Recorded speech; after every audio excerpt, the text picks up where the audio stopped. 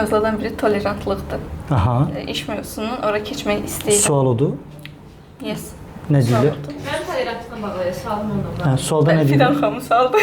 Aha. Mən yazmamışam sual. Ha.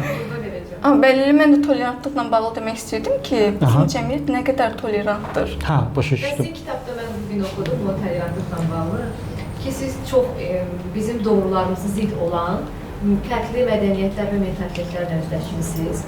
O halda Azərbaycanlı Sumqayıtlı bir gənc Pərvizin reaksiyası necə olmuşdu ki, içində boğub amma heç cür bildirə bilməmişdik. Çünki burada olmaz deyə.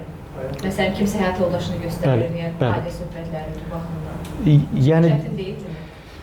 bizim problemimiz odur ki, biz çox belə sabit xətt üzrə olan bir mentalitetdə yetişirik və Azərbaycan mentaliteti, mən dünyanın fərqli qitələrindən, fərqli mentalitetləri görəndən sonra rahatlıqla bugün deyirəm ki, təcrübəni yaşayıb deyirəm ki, qurban olaram bizim mentalitetimizə. Və bunu abartmadan deyirəm, yəni. Bizim mentalitetdə elə dəyərlər var ki, yəni bu başqa mentalitet tapa da bilmərsən. Amma 95%-ni. Tamam mı? O 5% var ki, mentalitet bizim bütün həyatımızı qabağımıza alır. Biz ona görə irəliyə gedə bilmirik, yəni. Bu öz yerində. Amma bir də var ki, biz yəni nə ilə tanış olmuşuq? Ailə dəyərləri, bizim Azərbaycan mentaliteti və İslam dinimiz. Bütün bu şeylər bizdə bir kriteriyalar, bizcə bir skop yaradıb, bir çərçivə yaradıb ki, sən bu çərçivələrdə yaşamalısan. Və biz elə bilmişik ki, belə böyüyürük ki, doğru budur. Dünyanın doğrusu budur və hər kəs də belə yaşadığı müddətcə doğru sayılır. Yoxsa yanlışsa. Düzdür? Bizim gənclər də şirkətə gələndə ilk yaşadıqları problem bu olur. Çünki şirkətə gələndə özünün doğruları ilə tamamilə fərqli bir doğru anlayışı görürsən və ilk şoku onda yaşayırsan. Hansı ki, sənin üçün tamamilə səhv anlayış onun bütün həyatının doğrusu sayılır. Və ya sənin doğru dediyin o yanlış kimi baxır buna. Hər tərəfli yanlış kimi baxır, yəni. Başa düşürsünüz? Çox primitiv bir misal göstərirəm. Biz düzdür artıq nəhayət ki onu yığışdırdılar. Bütün misalları da girmirəm burada o mövzulara. Sonlardan birini göstərim. Bizdə bir nəsil, bir insan, bir ana öz evladını evləndirmək istəyəndə birinci onu kimə vermək istəyir? Öz qardaşı, düzdürmü?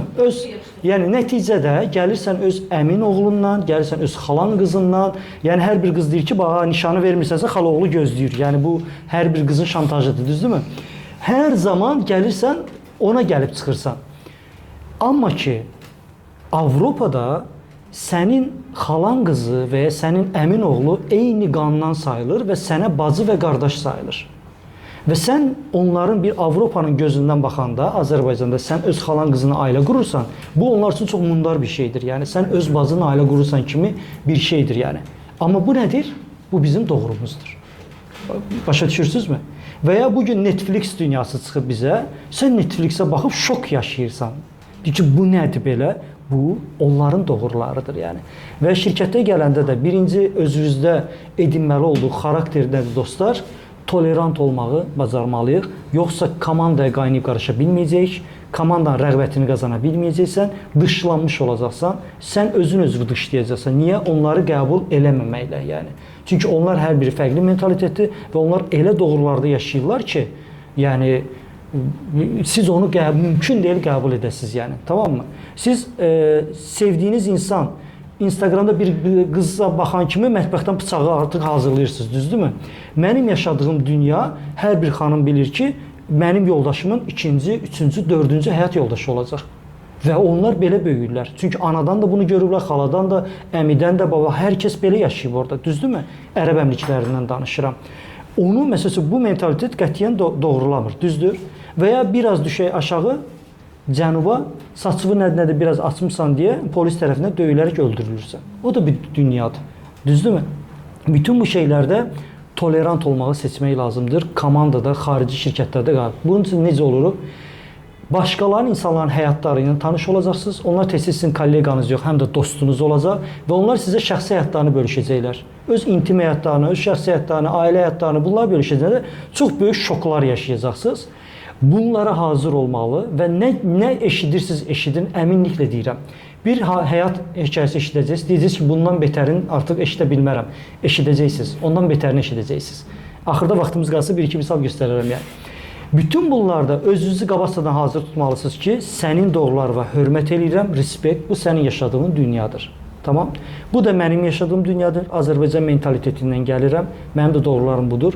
Bunu etdiyiniz anda siz artıq tolerant bir insan sağlamış sayılacaqsınız. Amma bizdə tolerant nə sayılır Azərbaycanda? Onun elədiyinə pis baxmıram, mən eləmərəm. Bizim üçün tolerantlıq bu anlayış. Bu deyil tolerantlıq. Bu tolerantlıq onun nə elədiyindən barışmaqdır içindəki. Bu onun yaşadığı dünya, onun uşaqlıqdan böyüdüyü ortam budur. Və salam yəni. Qınamamaq, zərrə qədər içində qınamamağı bacarmaqdır yəni.